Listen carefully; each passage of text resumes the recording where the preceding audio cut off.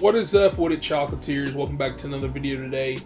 And in today's video, I'm going to be covering Those About to Die, the brand new Peacock original show starring Anthony Hopkins, which already we're into a minor complaint because Anthony Hopkins is in this fucking show. So Those About to Die is basically kind of like a gladiator type TV show. You've got a character named Tenix who is kind of the main character, but that's one thing I really enjoyed about this show. The fact that you have multiple main characters, because it kind of starts off with him who's basically like, you know, the leader of the slums. Like, you know, he started from nothing. Now he's kind of here, but he's still really nothing because in these people's eyes, he's not really rich and powerful yet. And so it's kind of like watching his rise to power in this first season. And you have a great supporting actress, don't know the actress's name, but this young African mother who is trying to do what she can for her children, because her one son is taken into slavery for protecting his sister, because his other sister that he was protecting the other sister from being taken over by a man. And she ends up killing a Roman soldier, and so they're basically all slaves because of this, because she murdered a soldier, and then they take both the sisters, and then the brother ends up basically saying, hey, it's my sisters, whatever, and they're like, take his ass too, he part of the family. And so you got these branching off storylines, because the one brother, Kwame, pretty much every, I would say 2 to 3 episodes, he gets like a major scene where he's fighting in the Coliseum. You've got a character named Scorpus who is doing races in the Coliseum, like with horses and stuff. And so you get a lot of the Coliseum. Now, this leads into some of my minor complaints. So I was pretty much in the impression, if you've seen any of these commercials, I don't know if you have with this show. I know Peacock's kind of like a niche streaming service, like it's not like everybody and mama got it, because it's not like Netflix or something like that. But Anthony Hopkins is in every trailer. He is on the poster. Now, I'm going to briefly spoil episode 1, and when I say briefly, it's pretty much just letting you know what you're getting into, because episode 1, it's like a pilot, like every episode 1 of any show. It's leading you off. So, all the characters, like I said, Kwame and them get into slavery. They're going to go fight in the arena. His one sister gets sold to this one group of women. And then the other sister ends up getting bought by the main character, Tenix. And they are going on their paths. But Anthony Hopkins has these 2 sons. And these 2 princes. The one is basically coming from like, you know, he's fighting in great battles and wars, whatever. And then the other brother is like really conniving and like kind of like a snake in the shadows. Motherfucker reminded me of Draco Malfoy from Harry Potter. Always up to no good, always starting shit type of deal. And so Anthony Hopkins just like fucking dies in the first fucking episode at the end. And I'm only dropping that because I feel like that's not a major spoiler. I know it's a character death, but like he's not in the show. And he gives kind of like some flashbacks, but even then it's like 1 or 2 flashbacks. Like I swear he's in the show maybe under 20 minutes, maybe 30. I really wasn't timing it, but like it's gotta be like record timing. Like he's not really in the show. I'm assuming because Peacock made it, they're like, we can't really pay him, it's too much money.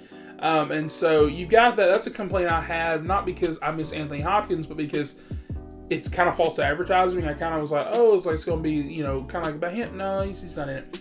But what you get is a decent show. Like I said, you get all the Coliseum stuff, and they do that really well. The first few episodes, they have like this lion show up, and they have some crazy Coliseum stuff. And then the CGI looks really shitty. But they kind of blew it out of the water with, the final episode. Because the final episode, they introduced like, naval combat in the arena, which is not really naval combat. They do have water and stuff, not spoiling what happens. But that stuff looked decent. Like it didn't look like 10 out of 10 like House of the Dragon, but like it was like 8 out of 10 good, Now, the character acting in this show is something I really want to point out because everybody does really good jobs. Like I said, I really want to point out the mother, like I already said before, prior in this review. She just kind of has like a presence in the show where at certain points she's basically the main character. Whether that not be her trying to buy her kids slavery or like their freedom, I mean, from slavery, or her, reacting to, for example, her son potentially dying while fighting in these arenas. And I was sitting over, I was like, dude, I said, it's like really good, especially for something on Peacock. And, you got to give them their flowers, you got to give them what's due. Especially considering that this month I haven't seen a whole lot of good stuff. I'm taking what I can get, and that was really good. I also want to point out too that, the show does a really good job of kind of tipping the balances. So, there's certain characters that you might start off hating, like the main character I really didn't like. And I started off kind of liking him, but now the way it ends, I'm kind of like in the middle. And I really like that because, it gives you a lot to grasp where you're like, okay, can I trust this person? Can I do this and that? And it's a whole lot of that. It's giving like those Game of Thrones vibes of like, it's that, except it's set in Roman times. And that kind of leads to one last minor complaint I have is that certain characters don't kind of get that treatment. There is a character named Scorpus that I've already mentioned before, does the horse races. He's very prominent in these first few episodes or so, and he's very likable. He's kind of funny. He's kind of goofy. He does some crazy shit, like in episode 8, for no reason.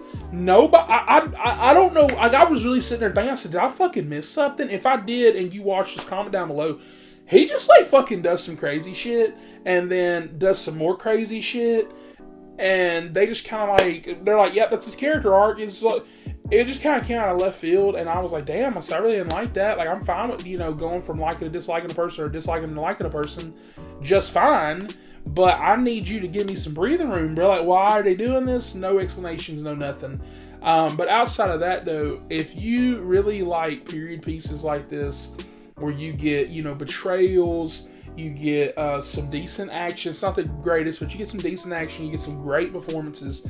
I do think that you should definitely check this show out. If you are subscribed to Peacock, if you want to get your little free trial, whatever, I think this show is definitely worth your time, especially by the way it ends up. I think the final 3 episodes of this show is really, really, really good. I think it's where it really shines, the first and the last 3 episodes. The middle episodes are still really good. They're just not as powerful as those other episodes.